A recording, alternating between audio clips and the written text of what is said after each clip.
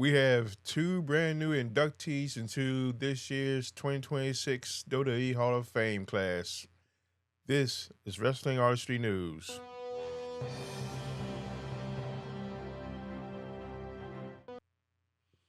All right, y'all. Andre Smith here of the Wrestling Artistry News. Let's get right into the news that broke today, and that is that Demolition is finally going into the 2026 WWE Hall of Fame. Demolition, Bill, Axe Edie, and Barry Smash Darso will be inducted into the WWE Hall of Fame next month. They will join Stephanie McMahon and AJ Styles as being inducted in Las Vegas over WrestleMania 42 weekend. The Demolition team was created in the late 1980s. This is according to PW Insider. Originally with Edie in the late Randy Moondog Rex Cully, with Darso quickly replacing Cully as Smash.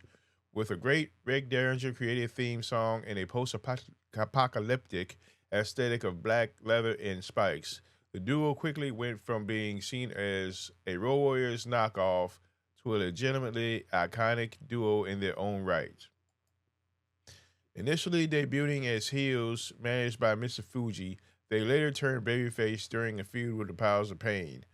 Until 2016, when New Day surpassed them, Demolition were the longest reigning WWF Tag Team Champions of all time, holding the belts 478 days over 3 reigns. During their time in the WWF, they feuded and worked with the Hart Foundation, the Brainbusters, the Rockers, Strike Force, Ken Patera and Big Jack Haynes, and many others. Late in their run, Brian Crush Adams was added to the duo.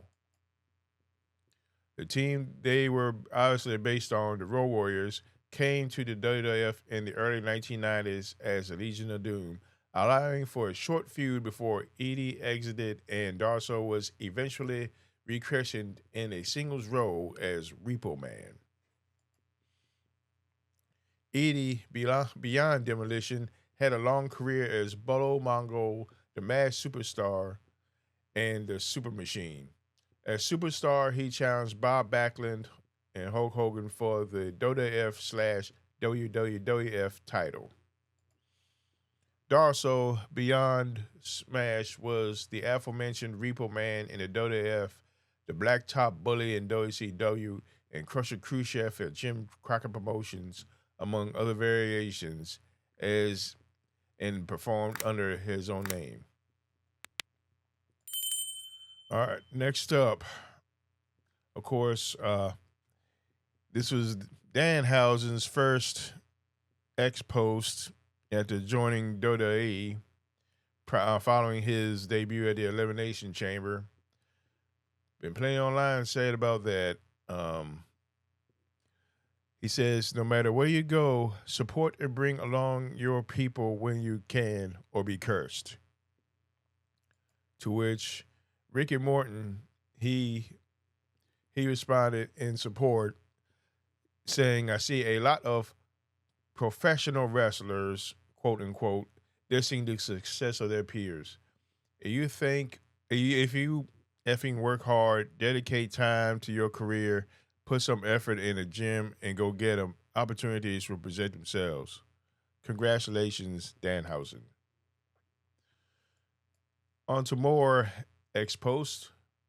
Becky Lynch, she posted this seemingly angry tweet saying, Adam Pearce, please advise, if you do not suspend Corrupt Carr, talking about the referee for the Intercontinental match against AJ Lee, which she lost the title to, and address my beloved Intercontinental being stolen and degraded by Absolute Joke and her terrible classist husband, I have no other choice but to inform you and the Becky believers of the world that I will not be at Raw tonight. Yeah.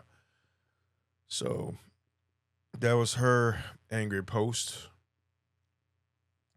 Next up, we have some wrestling history coming up. March the 1st, 2026, which was yesterday, a young nature boy there In 1976, the WWF held an event at Madison Square Garden in which Nature Boy Ric Flair made his first appearance in the Garden, defeated Pete Sanchez. Next up, we have ECW Living Dangerously from 1998, in which ECW held the first annual Living Dangerously pay-per-view event at the Convention Center in Asbury Park, New Jersey. And the match right here is when Bam Bam Bigelow pinned ECW World Television Champion Taz to win the title. Taz had Bigelow locked in a Taz mission, with Bigelow dropping on his back in an attempt to break the hold. Bigelow broke the hold and the ring. Both men crashed through the wooden ring floor. Taz hit his head on the ring support, which knocked him out.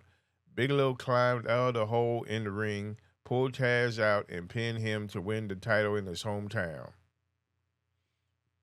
Thanks again to Peter Insider. Y'all are amazing. All right, moving on. Next up, this happened today. Back in 1993, Steve Austin and Brian Pillman defeated Shane Douglas and Ricky Steamboat for the WCW World Tag Team Championship in Macon, Georgia, beginning the only tag title reign ever for the Hollywood Blondes, which was a shame because they were just getting over as a tag team at the time. And I believe that is it for this edition of Wrestling Artistry News. And until then, fans, so long for now.